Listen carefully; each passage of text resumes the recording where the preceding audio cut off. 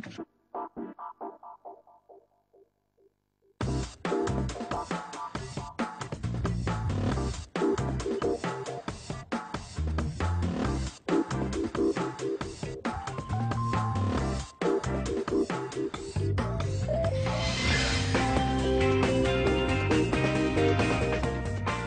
président de la République, il est exigeant et il veut la transparence sur le fonctionnement de l'Élysée. Il a même réduit le nombre de collaborateurs. Mais dans le même temps, il l'est pour lui-même. Et quand il fait un voyage officiel dans l'avion de la République française, je vous le dis, monsieur Duquesne, il paye lui-même son dentifrice. Quel scoop, il paye lui-même son dentifrice, hein, comme quoi il serait un gestionnaire économe à milieu du président bling bling qu'on a décrit. Alors quel rapport entretient Nicolas Sarkozy avec l'argent? Est-il conforme à ses positions politiques? Et qu'en est-il de ses principaux adversaires, notamment de François Hollande, candidat socialiste? Pour répondre à ces questions et pour déshabiller en tout bien, tout honneur, Nicolas, François, Jean-Luc et les autres, avec nous 4 invités. Jean-Pierre Winter, psychanalyste, pour débusquer le sens caché des propos des candidats sur ce sujet ô combien sensible de l'argent. Janine Mossieu-Lavaux, politologue, vous avez travaillé sur le rapport des Français à l'argent et on trouve d'ailleurs des pages sur ce sujet dans votre dernier ouvrage. Pour qui nous prend-on aux éditions de l'Aube? Stéphane Rosès, spécialiste de l'opinion, président de l'agence CAP, pour mettre en perspective les discours des politiques. Et enfin, Denis Bertrand, sémiologue, pour les passer à la moulinette. Je parle des discours, bien sûr, des discours sur l'argent qui peuvent vite susciter la polémique en ces temps de campagne, mais aussi en ces temps de crise. Les politiques vivent-ils comme nous? Travaillent-ils pour l'intérêt général? Se soucient-ils vraiment de nous? Parfois, ces grandes questions se posent à partir d'une simple réponse sur le prix d'un ticket de métro. Vous voyez de qui je veux parler, écoutez. Question d'Antonin. Vous, la porte-parole du candidat du peuple, pouvez-vous nous dire combien coûte un ticket de métro? 4 € et quelques.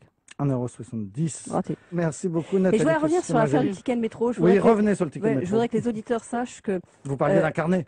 Non, c'est pas ça. Je voudrais que les auditeurs sachent que quand on est ministre, on prend peu le métro, ce qui est vrai. Voilà, je reconnais, on prend peu le métro. Et quand on le prend, de toute façon, on a le métro gratuit. Ça peut paraître comme ça. Voilà, notamment quand on est ministre des Transports. Donc, mea culpa, mais ça fait bien longtemps que j'ai pas acheté un ticket de métro, c'est vrai. Voilà, donc elle triple quand même le prix du ticket de métro. Ouh là là, et alors elle s'est attirée du coup une volée de bois vert. Hein. Mon Dieu, on l'a même traité d'ailleurs de Marie-Antoinette, rapport à son peu de connaissance des dures conditions de vie du peuple. Et du coup, le sujet de la travailler, elle est même revenue dessus quelques temps plus tard. Écoutez-la. Je connais les prix de mon quotidien. Moi, j'ai surtout le sentiment... Je peux vous dire le prix de la piscine municipale de Longjumeau à laquelle je nage, le prix de mon ticket de RER, je connais le prix de mes vacances car je paye mes vacances, c'est extrêmement Moi, j'ai exotique. surtout le sentiment Et je que les connais pas le prix du critiques ticket de métro, les je l'ai plus pas pris rudes depuis sont longtemps. venues de votre propre camp. Ah ben, bien sûr, toujours. Mais ça, c'est le charme de la politique, Bruce Toussaint. Ah bon, vous appelez ça du charme, vous? Bon, écoutez, c'est comme ça, Attendez, on s'en fiche, vous savez. vous avez Moi, mais- je dois être une des quelques femmes politiques à avoir une vie normale, un mari, des enfants, une maison en banlieue, à pas payer l'ISF parce que j'ai pas de fortune. Enfin bref, Donc, ça veut à bien ressembler dire plutôt qu'il plus y a aux eu- Français que beaucoup d'autres. Donc, pour bien Maintenant, comprendre... il y en a juste- que ça gêne, mais je m'en Non, mais moque. juste pour clore le sujet, Moi, ce qui pour bien m'importe, c'est que ça comprendre... gêne pas les Français, si vous voulez. Voilà, je m'en moque, on s'en fiche, etc. Mais on sent quand même que ça la travaille beaucoup et puis que ça lui a fait quand même pas mal de tort, hein, rapport aux toutes les critiques qu'on a entendues. Alors, question, Janine Mossieu-Lavaux, est-ce que, selon vous, ça a été instrumentalisé, cet épisode, par ses adversaires, y compris au sein de l'UMP, ou est-ce que, effectivement, les Français, et notamment les électeurs de l'UMP, sont réellement sensibles à cette question, hein, voilà, connaître le prix du ticket de métro Je pense que les électeurs sont sincèrement sensibles au fait qu'effectivement, elle ne connaît pas des prix de la réalité du quotidien. Mais en même temps, tout le monde sait effectivement que les ministres ne prennent pas le métro. Donc je ne crois pas que ça soit jugé de façon gravissime par qui que ce soit. Alors qu'elle soit attaquée dans son camp là-dessus, sur le thème grande bourgeoise, je crois que ce n'est pas tellement lié au fait qu'elle soit ministre et qu'elle ne sache pas le prix du ticket de métro. C'est plutôt lié, je dirais, à ses origines familiales. Elle est l'héritière d'une dynastie politique mais elle paye pas avec des l'ISF. grands noms. Dynastie politique, oui, mais avec pas des grands, financière. voilà, pas financière, mais avec des grands noms de la politique. Donc je pense que ça vient de là, cette image. Stéphane Rosès, alors paraît-il, on n'y attache pas tant d'importance que ça, et pourtant, enfin dit Janine Mossu-Lavo, et pourtant on voit bien que les politiques s'accrochent à ça. On a aussi entendu Frédéric Lefebvre parler de Nicolas Sarkozy qui paye son dentifrice, donc on voit bien l'enjeu c'est de montrer qu'on est normal. Est-ce qu'il n'y a pas aussi une certaine hypocrisie là-dedans? Que pensez-vous du jeu que jouent les politiques là-dessus? Il navigue depuis 15 ans dans un contexte où les Français voient la politique non seulement au travers traditionnellement de la polémique gauche-droite, de la question sociale, des questions de projet, mais l'idée qu'il y aurait le haut et le bas, le peuple et les élites. Personne ne se dit véritablement du peuple. Mais par contre, tout le monde est contre les élites. Et les élites auraient comme point en commun de vivre dans leur monde, d'être assurés, quoi qu'il arrive, de la pérennité de leur situation. Et donc, la question de l'argent vient se greffer là-dedans.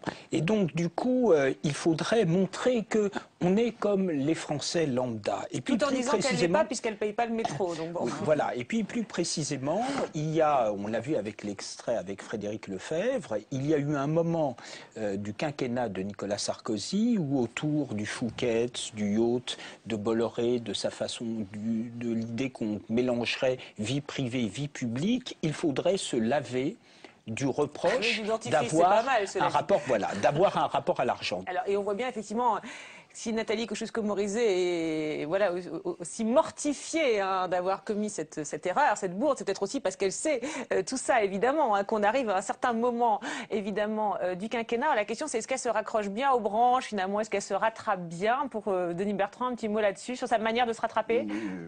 C'est-à-dire, elle se rattrape bien. Elle argumente visiblement avec un sentiment de culpabilité. C'est-à-dire qu'elle toute cette justification montre qu'elle se sent en faute de n'avoir pas eu une juste représentation de la valeur de quelque chose. Et je crois que c'est très intéressant comme symptôme. C'est-à-dire que le problème de l'argent, c'est le problème de la limite de sa représentation. On pourrait faire avec un curseur monter ou descendre et on verrait que les personnes ont un seuil au-delà duquel l'argent ne représente plus rien. Et pour les gens de pouvoir et de fortune, il y a un seuil en deçà duquel l'argent ne représente plus rien. 4 euros, 1,70 €. Et donc ce seuil, ce curseur de la représentation de l'argent, moi, me paraît quelque chose d'extrêmement intéressant. Et c'est là-dessus qu'elle débat, c'est là-dessus qu'elle essaie de se justifier, c'est là-dessus qu'elle dit oui, mais j'ai un seuil de représentation de l'argent, ne détrompez-vous, etc. Alors, culpabilité, évidemment, Jean-Pierre Winter, on se tourne vers vous, psychanalyste, on a dit culpabilité, est-ce qu'elle culpabilise? Culpabilité, certainement, mais qui n'a pas un rapport coupable à l'argent? D'accord. C'est vrai de tout le monde, parce que l'argent, c'est lié à... D'abord, il y a toujours une histoire individuelle de l'argent, en plus d'une histoire collective de l'argent.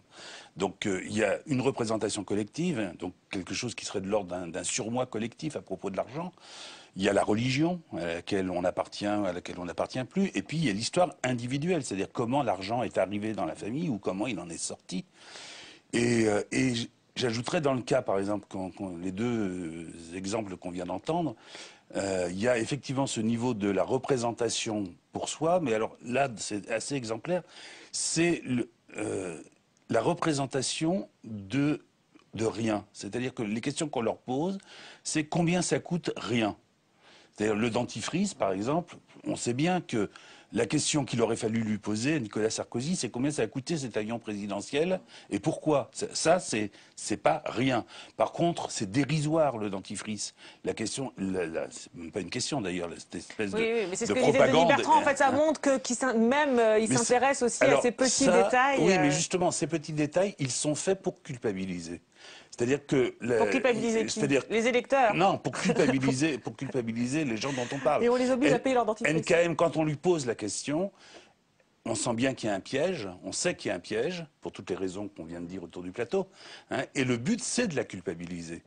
C'est de la rendre coupable. C'est-à-dire qu'il y a les deux. C'est-à-dire on se sent coupable, mais en même temps, on a affaire à des gens qui sont là en train de vous guetter, hein, en disant « tu vas voir, ta culpabilité, je vais la faire sortir du bois ». Et ça marche en plus. Et ça marche. Et ça marche, elle a bien culpabilisé. Alors évidemment, la question de la culpabilité et du reproche justement lié au rapport à l'argent, bon, on l'a beaucoup fait à Nicolas Sarkozy, évidemment. Hein, on lui a reproché d'avoir l'argent pour principale valeur, le fameux reproche du bling-bling, et lui répond, sans varier pour le coup, depuis 5 ans, en ces termes, écoutez.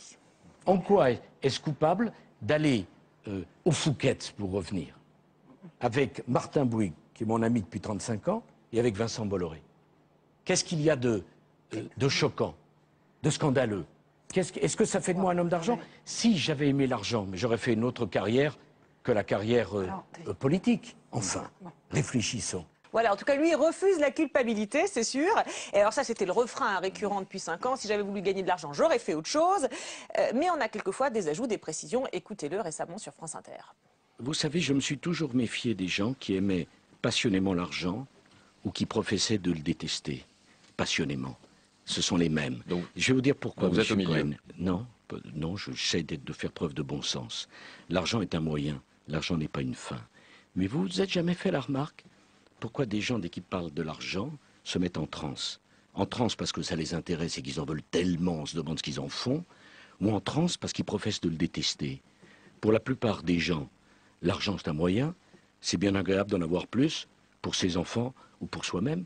Pour la plupart des gens, l'espérance de pouvoir gagner davantage et d'assurer la promotion sociale, c'est bien. Qu'est-ce que c'est que cette histoire de dire « j'aime pas les riches, j'aime pas l'argent », quel est le sens? Et c'est ce qu'on attend d'un président de la République? Un président de la République doit se battre pour que l'économie française soit forte, pour qu'il y ait des emplois pour chacun, pour qu'il y ait une formation pour chacun. L'argent, c'est pas le but de la vie. Là, vraiment, grande réflexion. L'argent, c'est pas le but de la vie. Quelle sagesse, a-t-on envie de dire? On sent les références, enfin, on sent la réflexion, puis on sent un peu les références à la psychanalyse aussi, non, Jean-Pierre Winter? La haine, l'amour de l'argent, qu'en pensez-vous? Il est sûrement un peu influencé, en tout cas dans la manière de parler, par les personnes qui fréquentent au plus près. Oui, on pense, Carla Bruni, qui adepte de la psychanalyse. Mais surtout, ce qu'il dit, c'est à la fois une espèce d'évidence qui gêne personne. C'est très consensuel, hein, oui, pour le coup. Tout ce qu'il raconte. Mais ce qui est très frappant, c'est que vous avez entendu dans les passages que vous avez présentés, immédiatement il parle de culpabilité. Ça vient presque immédiatement. Je crois qu'il a dit, il l'a répété même à plusieurs reprises, que s'il n'avait pas fait une carrière politique, ou quand il cessera de faire une carrière politique, il gagnera de l'argent. Il veut gagner de l'argent. Et donc, il y a quelque chose de très dénégatif dans la manière dont il nous en parle là, parce que il est clair que pour lui, c'est un but. Alors là où oui, il a raison... c'est un but, mais en même temps, s'il fait ça, c'est pour nous, donc enfin pour nous, pour les Français, et il refuse la culpabilité. C'est peut-être ça, c'est ce qu'il dit, mais ce qui est vrai, c'est que c'est aussi pour lui. La première chose, chacun le sait, en dehors de l'histoire du Fouquet, la première chose qu'il a fait, c'est d'augmenter son salaire de façon relativement conséquente et symboliquement scandaleuse. Il dit à plusieurs reprises qu'il aimerait faire de l'argent, c'est-à-dire en gagner beaucoup, et là où il a raison, c'est quand il dit mais pourquoi faire? C'est-à-dire que effectivement la limite de la question de l'argent pour les riches, c'est d'une part que quand on est riche, on ne sait pas très bien pourquoi, mais on veut l'être encore plus et toujours plus. C'était déjà dit dans l'Ecclésiaste par le roi Salomon, donc ça date pas d'hier. Mais en plus, la question se pose de savoir, quand on est riche, quand on a beaucoup d'argent et qu'on en veut encore plus, de quoi est-ce qu'on jouit? De quoi? Mais alors, et alors, vous pointez quand même aussi une contradiction dans ce qu'il dit, puisqu'il dit finalement l'argent n'est pas un but, un peu d'argent, oui, mais pas tant que ça. Effectivement, discours très consensuel. Et en même temps, effectivement, si j'avais voulu gagner de l'argent, j'aurais fait autre chose. Et puis, j'envisage de faire autre chose après, ce qu'il a souvent dit. Donc, peut-être une contradiction. Stéphane Rosès, que pensez-vous là politiquement de sa réponse? C'est passionnant, l'émission des paroles et des actes.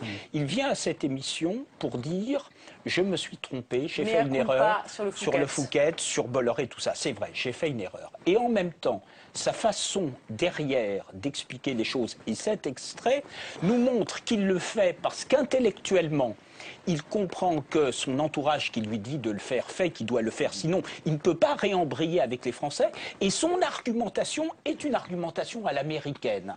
C'est-à-dire qu'il a l'intelligence pour aller à l'imaginaire français, mais ce qu'il est profondément, et son modèle profond, c'est le modèle américain, parce que le modèle américain, lui, contrairement au modèle français, reconnaît à l'épanouissement de l'individu, le fait qu'à tout moment, il peut arriver. Donc il est culturellement et psychologiquement très américain, mais il est intellectuellement français, et donc il y a sans cesse une tension chez lui. Tout simplement, la question de la symbolique du président de la République est quelque chose qu'il comprend intellectuellement, mais culturellement, il ne sait pas qu'en France, le président de la République, il n'y a rien de plus important au monde que d'être président de la République. Et c'est vrai que là, cet extrait qu'on vient d'entendre était un peu le cri du cœur, hein, effectivement, après le mea culpa bien cadré, Jeannine Mossulavo. Alors, parce qu'on voit aussi qu'il veut se situer politiquement au centre, hein. Il y a les gens qui aiment l'argent, il y a ceux qui se méfient de l'argent, puis il y a moi qui finalement serais dans une espèce de norme.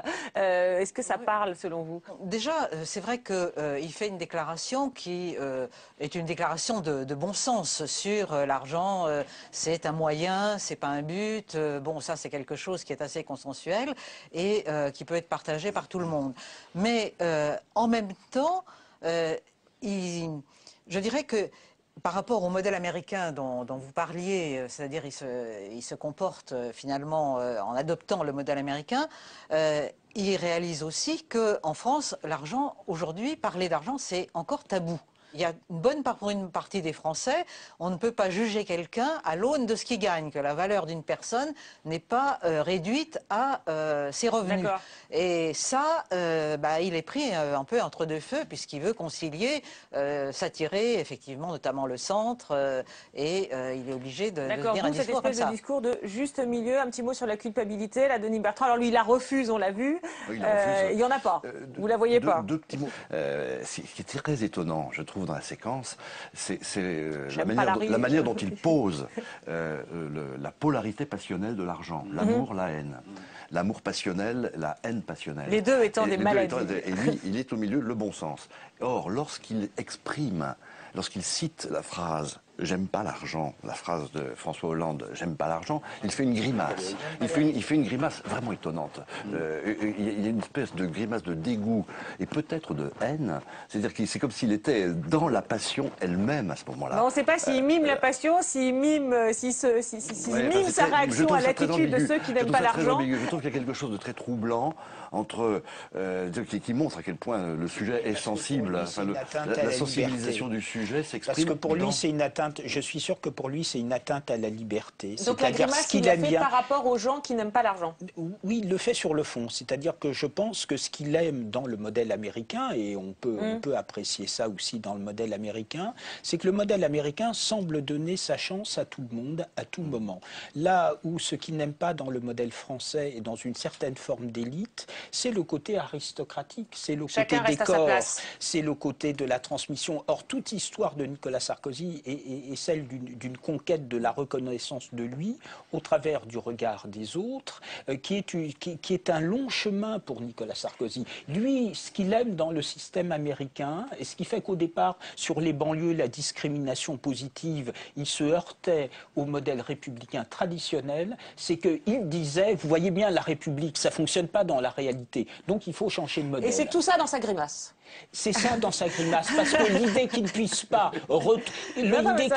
réunir ses amis, c'est absolument un renoncement d'accepter qu'il soit heureux, sauf qu'il est président de la République. Bien sûr, bien sûr. Alors, vous avez dit effectivement la phrase « j'aime pas les riches », qui mime et il imite François Hollande, cette fameuse phrase de François Hollande, très très courte, je vous propose de la réécouter, lâchée lors d'un débat en 2007 face à Michel Alliot-Marie. Écoutez.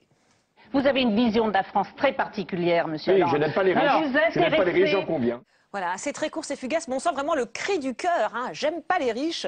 En revanche, le mot riche, lui, il semble bien l'aimer, puisque ce mot, il l'emploie régulièrement, y compris dans des discours écrits, travaillés. Exemple, à La Rochelle, face à un public acquis. Il ne faut jamais désespérer de l'être humain, même quand il a de l'argent.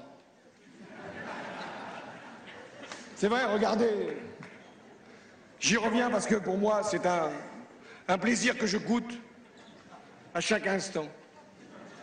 De voir ces manifestations de riches, ces cortèges qui se constituent, ces pétitions qui s'écrivent pour demander, pour les plus riches d'entre nous, enfin pas ici, mais peut-être sont-ils venus cette fois-ci à l'université d'été de La Rochelle.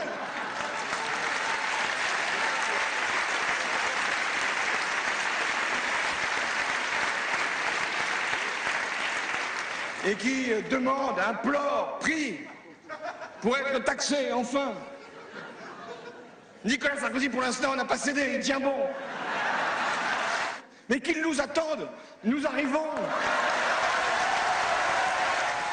Alors, deux contextes évidemment radicalement différents. Hein, le mot lâché comme ça dans un débat, le discours écrit, préparé, mais on a l'impression que ce sont un peu les deux facettes, les deux faces d'une même pièce. Hein. Alors, je voulais savoir, Jean-Pierre Winter, que pensez-vous voilà, de ces deux manières de parler des riches? Est-ce qu'elles se retrouvent quelque part? On a l'impression quand même, quoi. C'est eux, ils.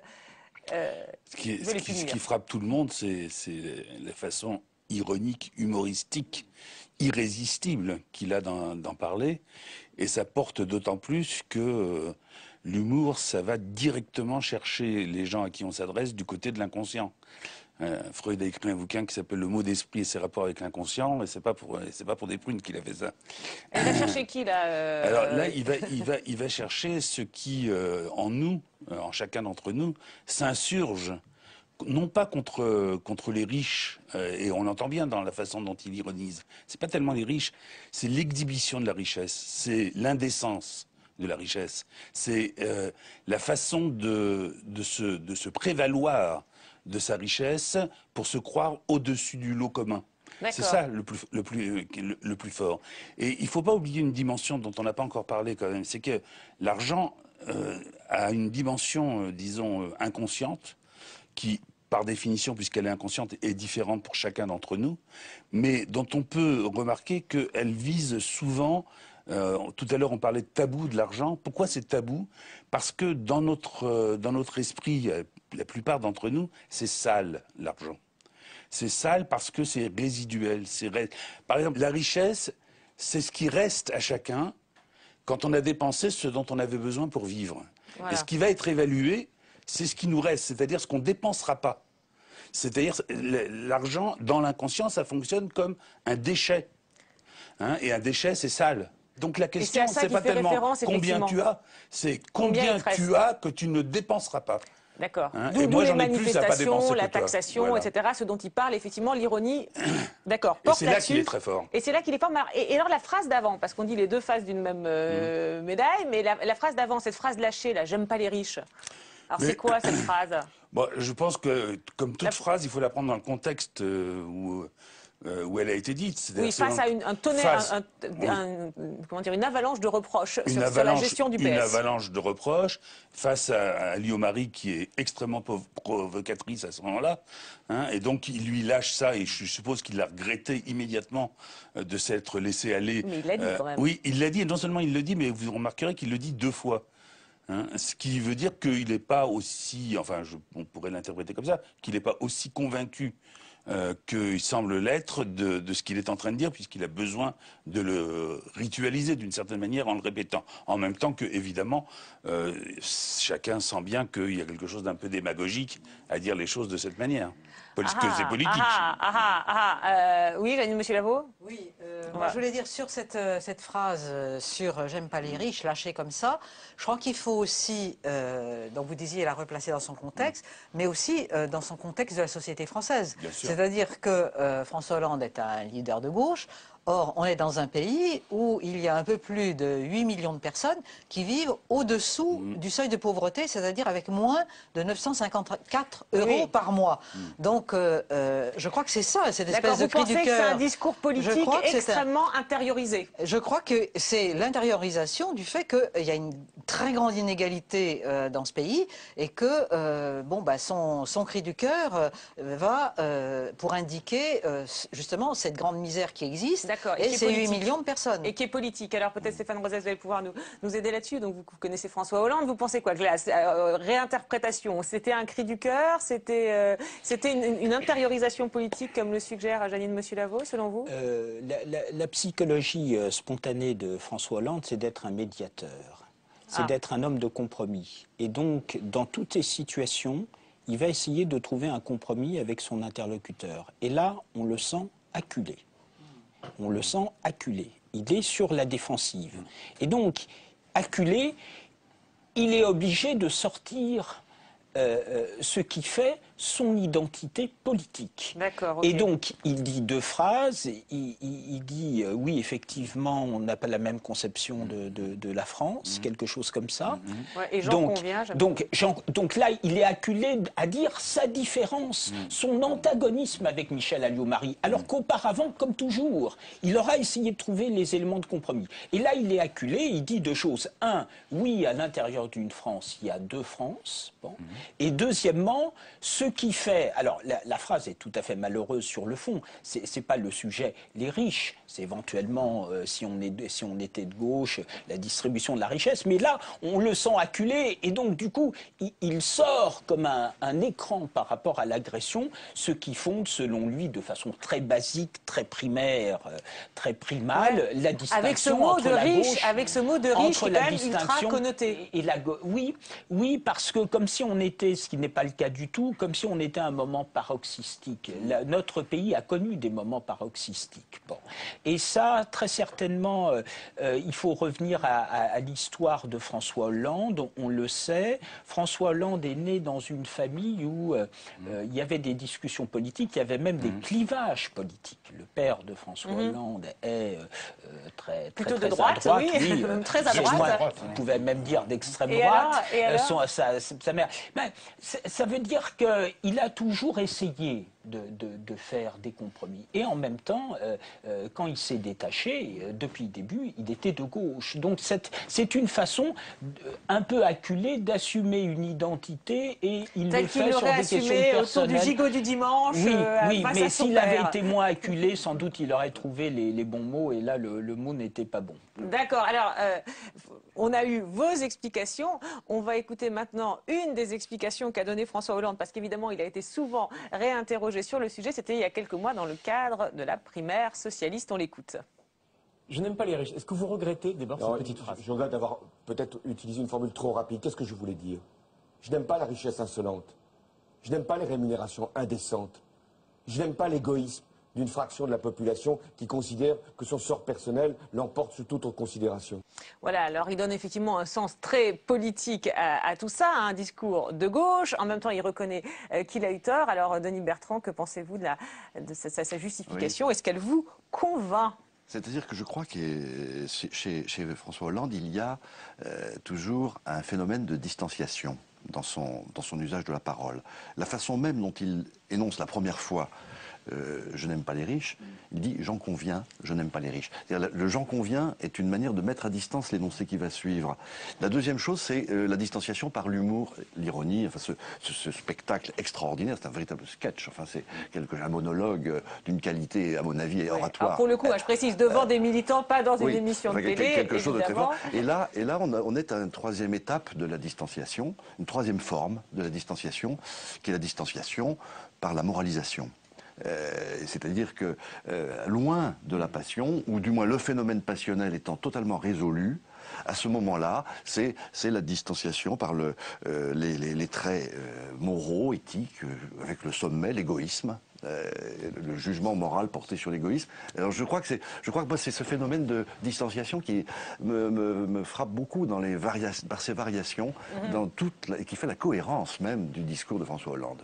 Mise à distance, vous avez dit. On va passer maintenant à un autre candidat qui a souvent évoqué son rapport à l'argent. C'est un de ceux qui en a le plus parlé à travers son histoire, celle d'une famille modeste, désargentée, une histoire qui lui permet, dit-il, de comprendre les difficultés des Français. Il s'agit de François Bayrou. Écoutez-le d'abord dans un meeting. Le premier argent conséquent que mon père mit de côté dans sa vie, ce fut l'argent de son assurance vie le jour où il fut emporté dans un accident du travail. Ce qui prouve que si on avait du mal à vivre de son travail, on arrivait assez bien à en mourir, en tout cas lui. Et tous ceux qui vivaient, qui faisaient leur vie dans ce travail, c'était au bout du compte, et vous en connaissez beaucoup, pour se retrouver au bout de leur vie avec des retraites de misère. La dernière retraite de ma mère avant qu'elle ne s'en aille était de 668 € par mois. Voilà, donc là on sent vraiment tout le poids de l'histoire. Ça c'était pour le contexte familial. Quant à son rapport personnel à l'argent, il en a parlé aussi. Écoutez-le. Quel est votre rapport à l'argent ? Il en faut, je suis plus satisfait quand il y en a un peu que quand il n'y en a pas. Mais vous êtes cigale, fourmi? Ça n'est pas une valeur pour moi, l'argent. Et je trouve que ça l'a trop été ces dernières années. Mais quand vous achetez des chevaux de course, j'imagine que ça a une valeur. Je ne les achète pas, je les fais naître. Donc ils arrivent et ils grandissent. Ça a un coût et après, je les vends. Donc, mais... Et alors, qu'est-ce que vous allez en faire de vos droits d'auteur? Je vais essayer de payer mes déficits de chevaux. C'est votre danseuse? Oui. Hein? En quelque sorte. Ma femme est assez sévère sur ce sujet. Ah bon? Elle préférerait que vous aimiez autre chose? Non, elle préférerait qu'on dépense pas l'argent pour ça. Mais bon, il faut bien avoir une folie dans la vie. Alors je n'aime pas les grands hôtels, je n'aime pas les vacances dispendieuses. Je suis jamais entré dans un casino de ma vie. Je ne me drogue pas. Bon. Vous, c'est les dadas. Voilà. Voilà, petit sourire, on le sent tout gêné. Alors, on ne sait pas pourquoi, vous nous direz Jean-Pierre Winter, mais juste avant, peut-être Denis Bertrand, il y a aussi, on a relevé peut-être une contradiction dans ce qu'il dit, parce qu'il commence par dire qu'il fait naître les chevaux et que ça coûte rien, et puis après il dit que sa femme le gronde, qu'elle n'est pas contente, qu'il va utiliser ses droits d'auteur pour payer cette passion dispendieuse. Alors, est-ce que vous la relevez aussi, cette contradiction, et comment l'analysez-vous? Je relève surtout son récit. Son récit il entre dans un registre qui est très caractéristique, à mon avis, qui est le réalisme social. Je ne dis pas le réalisme socialiste. Oui, dans le meeting aussi. Mais c'est le réalisme social, c'est l'anecdote, c'est le réel. Et là, au fond, c'est la façon dont il raconte son histoire un peu balsacienne, presque. Enfin, on a une espèce de personnage comme ça, qui a sa petite folie, qui est encadré par la raison, qui est régulé. C'est la folie qui est prise en charge, en quelque sorte, dans un récit bien propre. Enfin, il y a quelque chose qui est assez intéressant dans la construction de son affaire, avec, vous voyez, cette femme qui juge. Je trouve que la chute est très drôle, enfin, de la journaliste. Vous, c'est les dadas.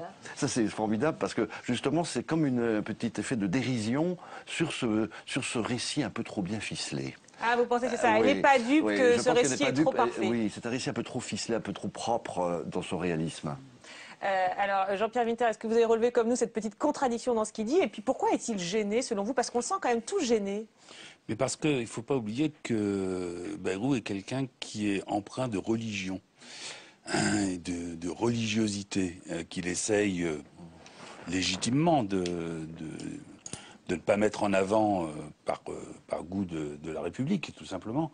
Mais enfin, il est quand même pétri de tout cela. Et ça fait ressortir que l'argent, c'est un peu comme les relations sexuelles. Il y a les gens qui vivent les relations sexuelles de façon comme ça, brute de décoffrage. Voilà, c'est juste pour le plaisir, c'est juste pour la jouissance. Et puis, il y a ceux qui y ajoutent de l'âme. On dit même de l'amour. Donc lui, il faut qu'il cherche comment il va y ajouter de l'âme. Il faut faire coïncider les deux. Et alors c'est pas facile parce que effectivement il y a le côté pulsionnel qui l'entraîne du côté de ces dadas. Et effectivement, je trouve que l'ironie de Catherine Sellac là, est particulièrement bienvenue. Donc il y a le côté pulsionnel et puis il y a le côté raisonnable, le côté homme de pouvoir, homme de la République. Et faire coïncider les deux, ça ne va pas sans contradiction. Il est déchiré, mais exactement comme chacun d'entre nous. Sauf ceux pour qui il n'y a pas de problème.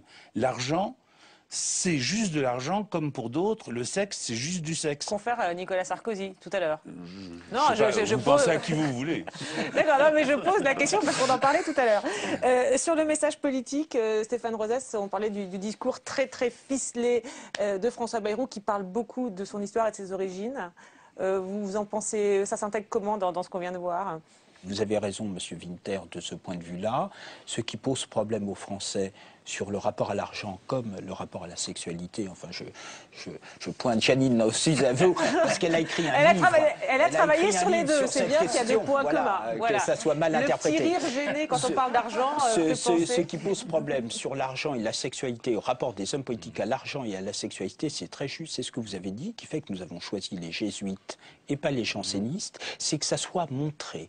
Ces choses-là doivent être cachées. Parce que justement, le sujet n'est pas l'homme dans son rapport à ses pulsions.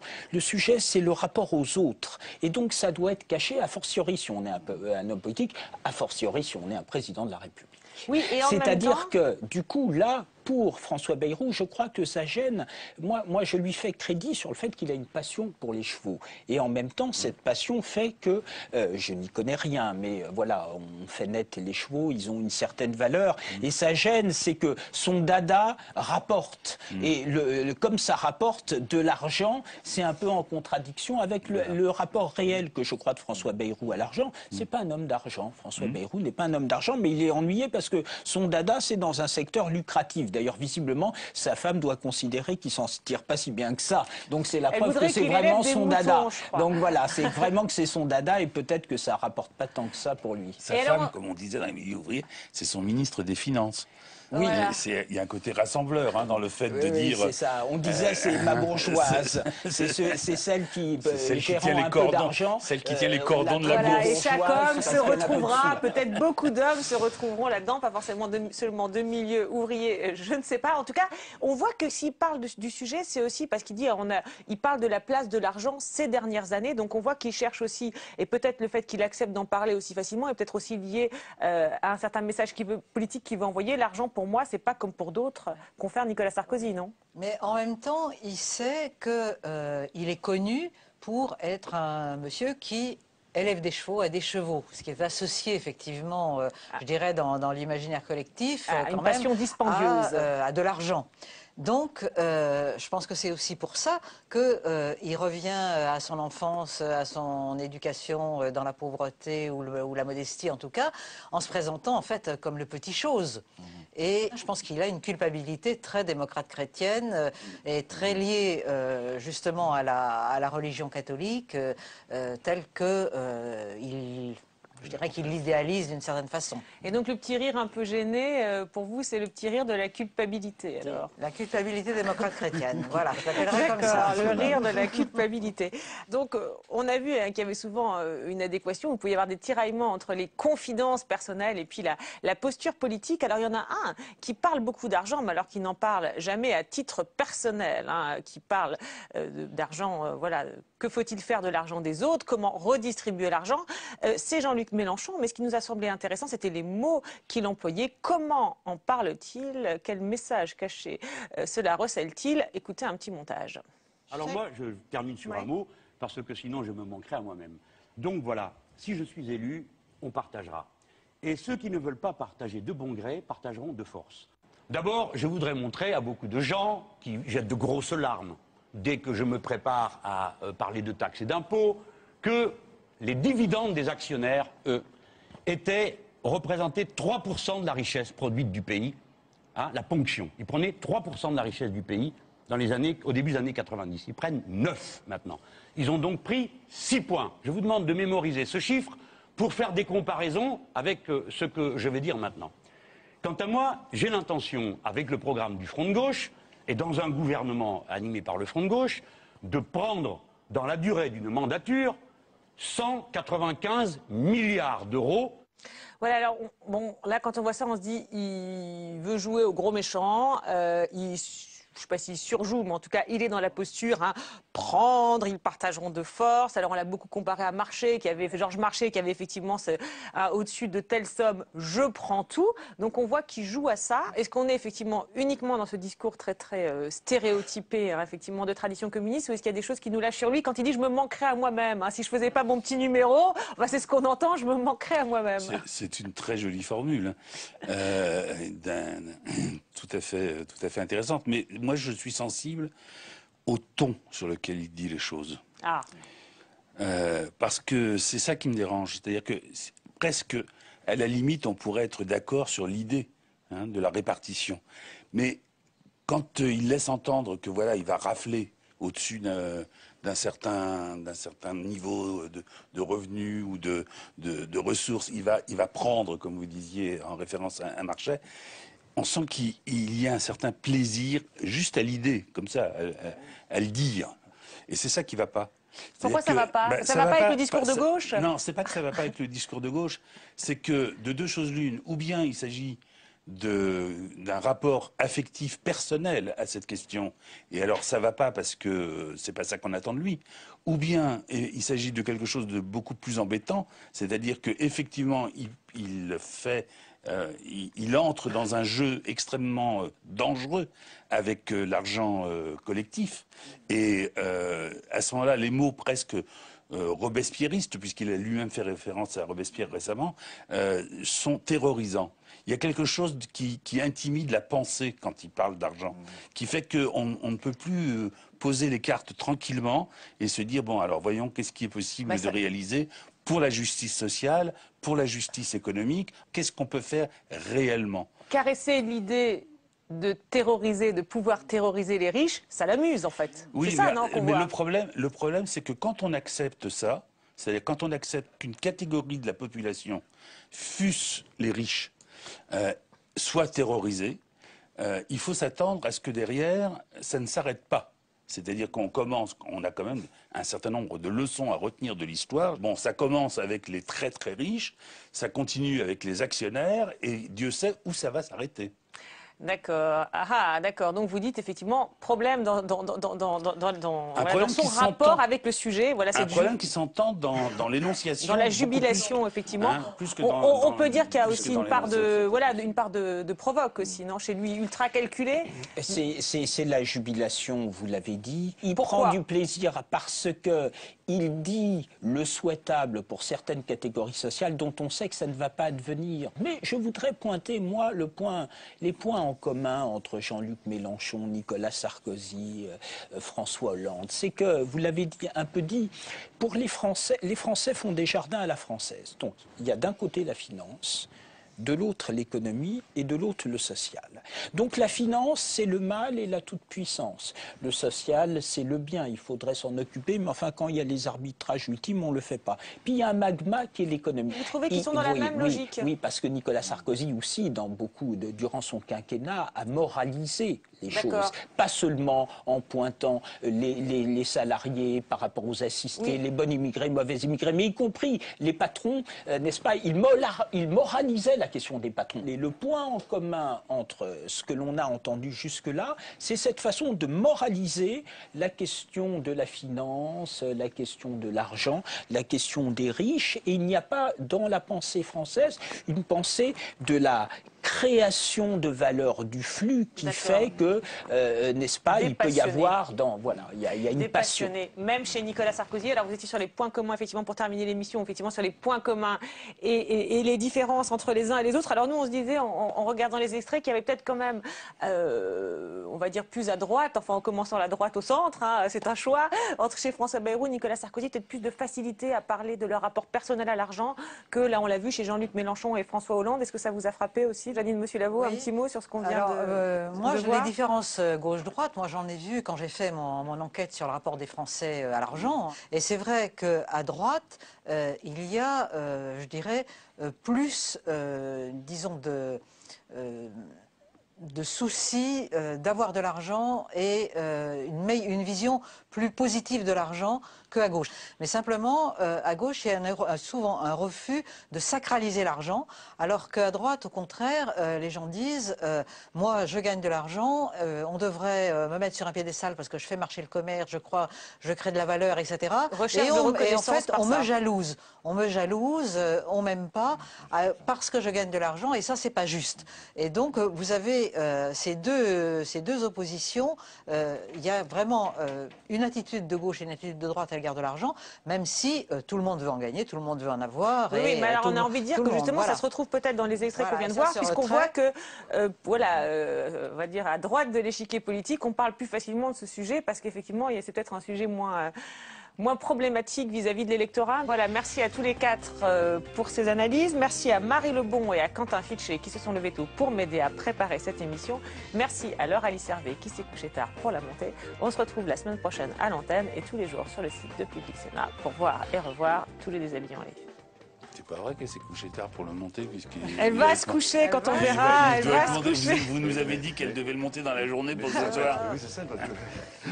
Enfin, elle se couche souvent tard. Voilà. Ah ouais, on fait d'un cas particulier une généralité. Voilà. Ah ouais, vous trouvez.